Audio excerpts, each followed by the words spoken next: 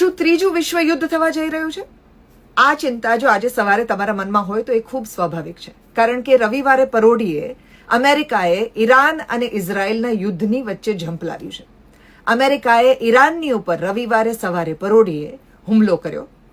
25 મિનિટના હુમલાની અંદર એમણે 3 અણુ મથકોનો સફાયો કર્યો ઈરાનમાં.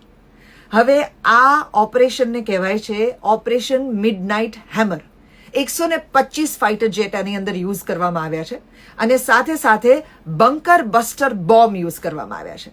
આ બંકર બસ્ટર બોમ્બ શું છે, B2 સ્ટીલ્થ બોમ્બ શું છે, એના વિશે પણ આપણે વાત કરીએ. બટ બિફોર દેટ આ કરવાની જરૂર કેમ પડી?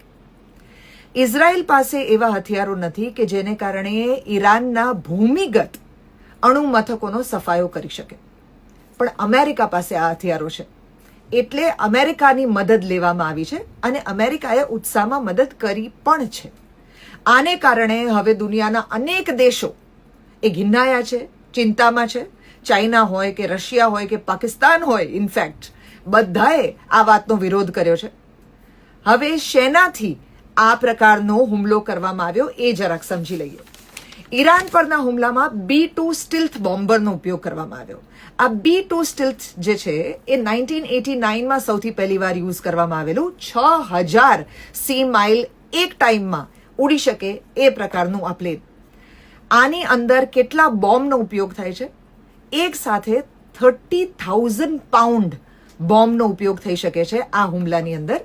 એ રડારમાં દેખાતું નથી, ઇન્ફ્રારેડમાં કેચ થતું નથી, એટલે બહુ જ ઊંચે સુધી ઉડી શકે છે અને જમીનમાં બહુ જ નીચે સુધી એ હુમલો કરી શકે છે. સાથે સાથે બંકર બસ્ટર બોમ્બનો ઉપયોગ કરવામાં આવ્યો છે, જે પણ ખાસ બંકર જમીનની ખૂબ અંદર આવેલા કોઈ પણ મથકો હોય એને સચોટ રીતે બોમ્બ કરવા માટે ઉપયોગ કરવામાં બંકર બસ્ટર બોમ્બ વાપરવામાં આવે છે. આ બંનેનો ઉપયોગ કરીને અમેરિકાએ ઈરાનના અણુ મથકોની ઉપર હુમલો કર્યો. દો ઈરાનનું એવું કહેવું છે કે અમે અમારા અણુ મથકો પાસેથી અમારો સરંજામ જે છે એ ક્યારનો હટાવી લીધો છે. પણ આના રિએક્શનમાં ઈરાને ઇઝરાયલની ઉપર હુમલો કર્યો અને એના શહેર તબાહ કર્યા. એટલે આ યુદ્ધ હવે વધુ ઘેરાયું છે અને એટલે જ બધાને ચિંતા છે કે શું આ ત્રીજા વિશ્વ યુદ્ધના ભણકારા છે.